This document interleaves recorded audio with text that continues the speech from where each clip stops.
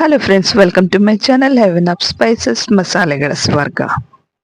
ಇನ್ನೆರಡು ದಿನದಲ್ಲಿ new year ಇದೆ. ಸೊ ಮನೆಯಲ್ಲಿ ಈಸಿಯಾಗಿ ಸ್ಪಾಂಜ್ ಕೇಕ್ ನ ಮಾಡೋಣ. ನಾನು ಇವತ್ತು ನಿಮಗೆ ಮೈಕ್ರೋವೇವ್ ಅಲ್ಲೂ ಮಾಡಿ ತೋರಿಸ್ತಾ ಇದ್ದೀನಿ, ಹಾಗೆ ನೀವು ಪಾತ್ರೆಯಲ್ಲಿ ಇಟ್ಕೊಂಡು ಹೇಗೆ ಮಾಡ್ಬೋದು ಅಂತ ತೋರಿಸ್ತಾ ಇದ್ದೀನಿ. ಅದಕ್ಕೋಸ್ಕರ ನಾನಿಲ್ಲಿ 6 ಮೊಟ್ಟೆ ತಗೊಂಡಿದ್ದೀನಿ. ಅದರಲ್ಲಿ ನಾನು ಮೊಟ್ಟೆ ಬಿಳಿ ಭಾಗ ಮಾತ್ರ ಇದಕ್ಕೆ ಹಾಕೊಳ್ತಾ ಇದ್ದೀನಿ, ಎಲ್ಲೋ ಭಾಗ ಬೇರೆ ಇಟ್ಕೊಳ್ತಾ ಇದ್ದೀನಿ.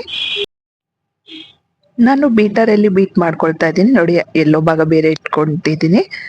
ನಾನು ಬೀಟರಲ್ಲಿ ಬೀಟ್ ಮಾಡ್ಕೊಳ್ತಾ ಇದ್ದೀನಿ. ನಿಮ್ಮ ಹತ್ರ ಬೀಟರ್ ಇಲ್ಲ ಅಂದ್ರೆ ನೀವು ಮಿಕ್ಸರ್ ಜಾರಲ್ಲಿ ಮಾಡ್ಕೊಳ್ಬೋದು. ನನಗೆ ಇಲ್ಲಿ ಇದು ರೆಡಿ ಆಗೋದಕ್ಕೆ ಒಂದು 10 ನಿಮಿಷ ತಗೊಳುತ್ತೆ. ಸೊ ನೀವು ಮಿಕ್ಸರ್ ಜಾರಲ್ಲಿ ಮಾಡ್ಕೊಳ್ತೀರಾ ಅಂದ್ರೆ ಇನ್ನೂ ಒಂದು 10 ಮಿನಿಟ್ಸ್ ಎಕ್ಸ್ಟ್ರಾ ತಗೊಳುತ್ತೆ. ಸ್ವಲ್ಪ ಬೀಟ್ ಮಾಡ್ಕೊಂಡ ನಂತರ ನಾವು ಇದಕ್ಕೆ ಸ್ವಲ್ಪ ಸಕ್ಕರೆ ಸೇರಿಸ್ಕೊಳ್ಳೋಣ. ಪೌಡರ್ ಶುಗರ್ನ ಒಂದು 2ರಿಂದ 3 ಟೇಬಲ್ ಸ್ಪೂನ್ ಅಷ್ಟು ಶುಗರ್ ಪೌಡರ್ನ ಸೇರಿಸ್ಕೊಳ್ಳೋಣ. ಇದು ಸೈಜಲ್ಲಿ ಜಾಸ್ತಿ ಆಗಬೇಕು, ಮತ್ತೆ ಈಗ ನೀರಾಗಿರೋದು ಪೂರಾ ಕ್ರೀಮಿ ತರ ಬರುತ್ತೆ. ನೀವು ಬೌಲ್ನ ಉಲ್ಟಾ ಮಾಡಿದ್ರೆ ಅದು ಕೆಳಗೆ ಬೀಳಬಾರ್ದು. ಆ ಹಂತಕ್ಕೆ ಬರೋವರೆಗೂ ನಾವು ಇದನ್ನ ಬೀಟ್ ಮಾಡಬೇಕು. ಮಿಕ್ಸರ್ ಜಾರಲ್ಲಿ ಹಾಕೊಂಡ್ರು ಅಷ್ಟೇ. ನೋಡಿ, ಕಲರ್ ಪೂರಾ ವೈಟ್ ಆಗಿದೆ. ಅವಾಗಲೇ ಟ್ರಾನ್ಸ್ಪರೆಂಟ್ ಇತ್ತು, ಇವಾಗ ಪೂರಾ ವೈಟ್ ಆಗಿ ಕ್ರೀಮ್ ತರ ಆಗಿದೆ. ಇಲ್ಲಿವರೆಗೂ ನೀವು ಬೀಟ್ ಮಾಡ್ಕೊಳ್ಬೇಕು. ಈಗ ಇದನ್ನ ತೆಗೆದು ಸೈಡ್ಗೆ ಇಟ್ಕೊಳ್ಳೋಣ. ಈಗ ಮೊಟ್ಟೆದು ಎಲ್ಲೋ ಭಾಗ ಏನು ತೆಗೆದಿಟ್ಕೊಂಡಿದ್ವಿ, ಹಳದಿ ಭಾಗ, ಅದನ್ನ ಹಾಕೊಳ್ಳೋಣ. ಹಾಗೆ ನಾನಿಲ್ಲಿ ಇದಕ್ಕೆ ಸಕ್ಕರೆ ಹಾಕೊಳ್ತಾ ಇದ್ದೀನಿ. ಶುಗರು ಪೌಡರ್ ಮಾಡ್ಕೊಂಡಿರೋದು ನಾನು ಬ್ಯಾಚಸ್ ಅಲ್ಲಿ ಹಾಕೊಳ್ತೀನಿ, ಒಂದೇ ಸರಿ ಹಾಕೊಳ್ಳೋಣ. ಮೊದಲನೇದಾಗಿ ಸ್ವಲ್ಪ ಇದನ್ನ ಬೀಟ್ ಮಾಡ್ಕೊಳ್ಳೋಣ ಎಲ್ಲೋ ಭಾಗನ, ನಂತರ ಇದಕ್ಕೆ ಸಕ್ಕರೆ ಪುಡಿನ ಸೇರಿಸ್ಕೊಳ್ತಾ ಹಾಗೆ ಬೀಟ್ ಮಾಡ್ಕೊಳ್ತಾ ಹೋಗೋಣ. ನಾನಿಲ್ಲಿ 1 ಕಪ್ನಷ್ಟು ತಗೊಂಡಿದ್ದೀನಿ. ಮೆಜರ್ಮೆಂಟ್ ಕಪ್ಗಳನ್ನ ಉಪಯೋಗಿಸಿ. ದೊಡ್ಡ ಕಪ್ಪಲ್ಲಿ ನೀವು ಮೈದಾ ಹಿಟ್ಟು ತಗೊಂಡ್ರೆ ಅದ್ರ ಆ ಸೈಜಲ್ಲಿ ನೀವು ಶುಗರ್ ತಗೊಳ್ಳಿ. ಅದಕ್ಕಿಂತ ಕಡಿಮೆ ಬಟರ್ ಆಯಿಲ್ ಏನು ಉಪಯೋಗಿಸ್ತೀರಾ ಅದನ್ನು ತಗೊಳ್ಳಿ. ನಾನು ನಿಮ್ಗೆ ಆಮೇಲೆ ತೋರಿಸ್ತೀನಿ ಅದು ಮೆಜರ್ಮೆಂಟ್ ಕಪ್ಸ್ನ. ನೋಡಿ, ಈಗ ಎರಡನ್ನು ಬೀಟ್ ಮಾಡ್ಕೊಂಡಾಗಿದೆ, ಶುಗರ್ ಮತ್ತೆ ಎಗ್ ಯೊಕ್ನ. ನಾನೀಗ ಇದಕ್ಕೆ ಮೆಲ್ಟೆಡ್ ಬಟರ್ ಹಾಕೊಳ್ತಾ ಇದ್ದೀನಿ. ನಿಮ್ಮ ಹತ್ರ ಬೆಣ್ಣೆ ಇಲ್ಲ ಅಂದ್ರೆ ನೀವು ಆಯಿಲ್ ಕೂಡ ಉಪಯೋಗಿಸ್ಬೋದು. ನಾನಿಲ್ಲಿ 1 ಕಪ್ನಷ್ಟು ಮೈದಾ ಹಿಟ್ಟು ತಗೊಂಡಿದ್ದೀನಿ. ಅದಕ್ಕೆ 1 ಚಮಚದಷ್ಟು ಬೇಕಿಂಗ್ ಪೌಡ್ರು, 1/4 ಚಮಚದಷ್ಟು ಬೇಕಿಂಗ್ ಸೋಡಾ, ಹಾಗೆ 1 ಪಿಂಚ್ನಷ್ಟು ಸಾಲ್ಟ್ ಹಾಕೊಳ್ತಾ ಇದ್ದೀನಿ. ಸಾಲ್ಟ್ ಆಪ್ಷನಲ್, ಹಾಕೊಂಡ್ರು ನಡೆಯುತ್ತೆ, ಬಿಟ್ಟರು ನಡೆಯುತ್ತೆ. ನಾನು ಹಾಕೊಳ್ತಾ ಇದ್ದೀನಿ. ಇಷ್ಟನ್ನು ಜರಡಿ ಹಿಡಿದು ಈಗ ನಾವು ಏನು ಮೊಟ್ಟೆ ಸಕ್ಕರೆದು ಬೀಟ್ ಮಾಡಿ ಇಟ್ಕೊಂಡಿದ್ವಿ ಅದಕ್ಕೇನೆ ಜರಡಿ ಹಿಡಿದು ಹಾಕೊಳ್ಳೋಣ.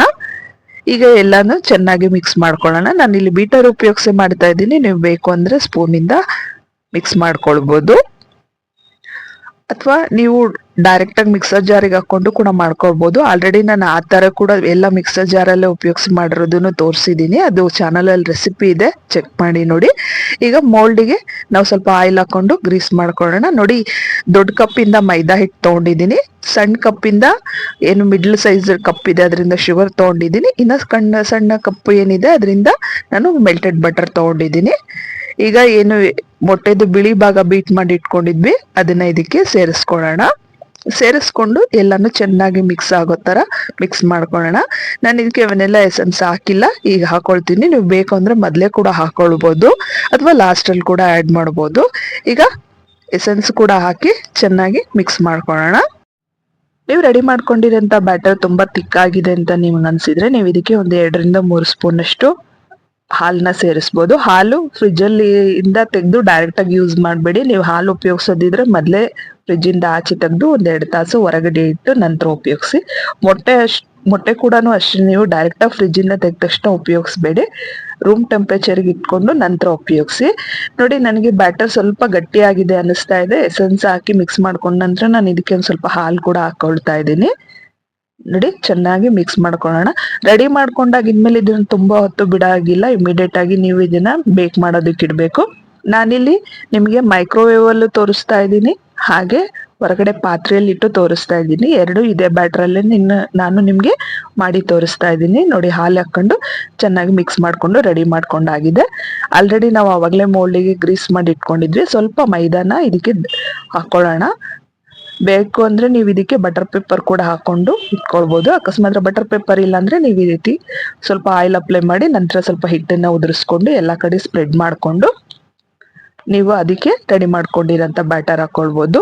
ಕೇಕ್ ಬ್ಯಾಟರ್ನ ಯಾವಾಗಲೂ ಪೂರ್ತಿಯಾಗಿ ಹಾಕೊಳ್ಬಾರ್ದು. ಅರ್ಧ ಅಥವಾ ಮುಕ್ಕಾಲ್ ಭಾಗ ಮಾತ್ರ ಇರಬೇಕು.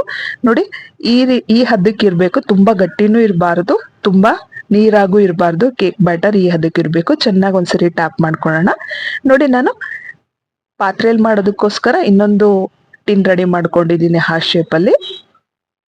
ನಾನು ಹಾರ್ಟ್ ಶೇಪಲ್ಲಿ ಮಾಡ್ಕೊಂಡಿರೋಂಥ ಕೇಕ್ನ ಬೇಕ್ ಮಾಡೋದಕ್ಕೆ ಬಾಣಲಿನ ಇಟ್ಕೊಂಡಿದ್ದೀನಿ. 10 ನಿಮಿಷ ಫ್ರೀ ಹೀಟ್ ಮಾಡ್ಕೊಂಡಿದ್ದೀನಿ. ನಂತರ ನಾನು ಇದನ್ನ ಇಟ್ಟು ಬೇಕ್ ಮಾಡಕ್ ಇಡ್ತಾ ಇದ್ದೀನಿ. ಗಾಳಿ ಎಲ್ಲೂ ಹೋಗ್ದಾಗೆ ಕ್ಲೀನಾಗಿ ಕವರ್ ಮಾಡಿ ಮೇಲೆ ಒಂದು ಏನಾದ್ರು ಒಜ್ಜೆ ಆಗಿರೋಂಥದ್ದನ್ನ ಇಡಿ. ಹಾಗೆ ನೀವು ನಾನು ಮೈಕ್ರೋವೇವ್ ಅಲ್ಲಿ ಮಾಡ್ತಾ ಇರೋದ್ರಿಂದ 30 ಮಿನಿಟ್ಸ್ ಇಟ್ಕೊಂಡಿದ್ದೀನಿ. ಕನ್ವೆನ್ಷನಲ್ ಮೋಡಲ್ಲಿ ನಾನು 180 ಡಿಗ್ರಿಗೆ ಇಟ್ಕೊಂಡಿದ್ದೀನಿ. ಪಾತ್ರೆಯಲ್ಲಿ ನಿಮಗೆ ಟೈಮ್ ಜಾಸ್ತಿ ತಗೊಳುತ್ತೆ, 45ರಿಂದ 50 ನಿಮಿಷ ಬೇಕಾಗುತ್ತೆ. ನೋಡಿ, ಮೈಕ್ರೋವೇವ್ ಅಲ್ಲಿ ಇಟ್ಟಿರೋ ಕೇಕ್ ರೆಡಿ ಆಗಿದೆ. ಸ್ವಲ್ಪ ಕೂಡ ಕೇಕ್ ಎಲ್ಲೇ ಅಂಟ್ಕೊಂಡಿಲ್ಲ, ಕ್ಲೀನ್ ಆಗಿ ಬಂದಿದೆ. ಸೊ ಕೇಕ್ ರೆಡಿ ಆಗಿದೆ. ಇದನ್ನ ಒಂದು ಒದ್ದೆ ಬಟ್ಟೆ ಮುಚ್ಚಿ ಕವರ್ ಮಾಡಿ ಸ್ವಲ್ಪ ಹೊತ್ತು ತಣ್ಣಗಾಗಬಿಡೋಣ. ಪಾತ್ರೆಯಲ್ಲಿ ಇಟ್ಟಿರೋದು ಸ್ವಲ್ಪ ಟೈಮ್ ಹೆಚ್ಚು ಕಡಿಮೆ ಆಗುತ್ತೆ, ನೋಡ್ಕೊಳ್ಳಿ. ಒಂದ್ ಸ್ವಲ್ಪ ನೋಡ್ಕೊಂಡು ಚೆಕ್ ಮಾಡಿ ನೋಡಿ. ಇದು ಕೂಡ ರೆಡಿ ಆಗಿದೆ. ನನಗೊಂದು 40 ಮಿನಿಟ್ಸ್ ತಗೊಂಡಿದೆ. ಕೆಲವೊಂದ್ಸರಿ 1 ಗಂಟೆವರೆಗೂ ಆಗುತ್ತೆ. ಇದು ಕೂಡ ರೆಡಿ ಆಗಿದೆ. ನೋಡಿ, ಎಲ್ಲಿ ಸ್ವಲ್ಪ ಕೂಡ ಕೇಕ್ ಅಂಟ್ಕೊಂಡಿಲ್ಲ, ಕ್ಲೀನ್ ಆಗಿ ಬಂದಿದೆ. ಸೊ ಇದು ಕೂಡ ರೆಡಿ ಆಗಿದೆ. ಇದನ್ನು ಕೂಡ ಒಂದು ಒದ್ದೆ ಬಟ್ಟೆ ಮುಚ್ಚಿ ಕವರ್ ಮಾಡಿಡೋಣ. ಈಗ ಕೇಕ್ ಪೂರಾ ತಣ್ಣಗಾಗಿದೆ. ಈಗ ಅದನ್ನ ಅನ್ಮೋಲ್ಡ್ ಮಾಡೋಣ. ತುಂಬಾ ಸಿಂಪಲ್ ಆಗಿರೋಂಥ ಸ್ಪಾಂಜ್ ಕೇಕ್ ನೀವು ಮನೆಯಲ್ಲಿ ಈಸಿಯಾಗಿ ಮಾಡ್ಬೋದು. ನೋಡಿ, ನಾನು ಇದನ್ನ ಅನ್ಮೋಲ್ಡ್ ಮಾಡಿ ತೋರಿಸ್ತಾ ಇದ್ದೀನಿ. ಎಷ್ಟು ಕ್ಲೀನ್ ಆಗಿ ಬಂತು.